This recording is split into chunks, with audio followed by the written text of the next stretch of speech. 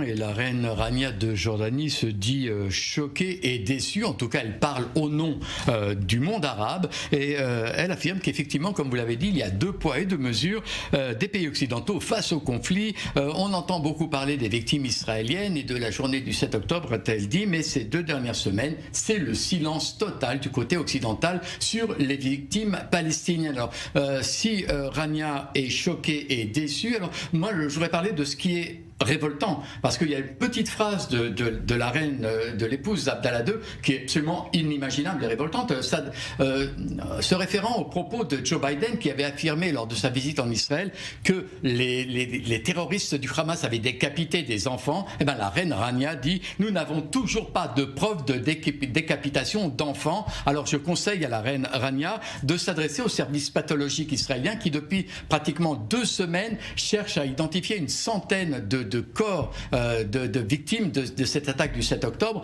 et notamment à partir de bouts de doigts, de cerveaux, de crânes, et c'est l'horreur absolue, et je crois que la reine Rania n'est vraiment pas au courant. En tout cas, la reine continue à poser des questions. Si, a-t-elle dit, c'est mal de tuer une famille entière, mais est-ce bien de bombarder jusqu'à la mort des populations palestiniennes? On a même jusqu'à parler de génocide. Hein. Oui, oui, on comprend donc son souci pour ces populations palestiniennes, et son souci surtout d'établir cette équivalence entre les victimes israéliennes, les 1400 victimes civiles israéliennes, et les victimes civiles dans la bande de Gaza.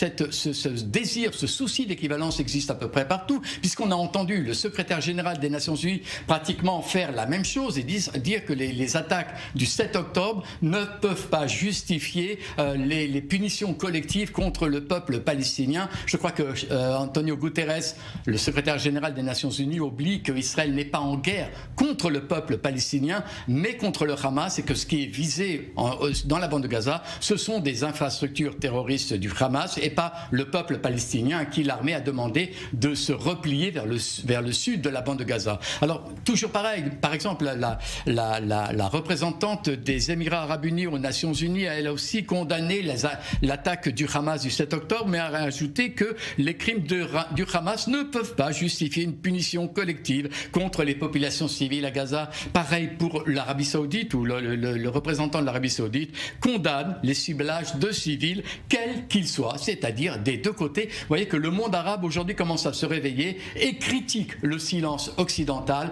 sur ce qui se passe à Gaza, et finalement laisse entendre que la responsabilité est une responsabilité israélienne. Ouais,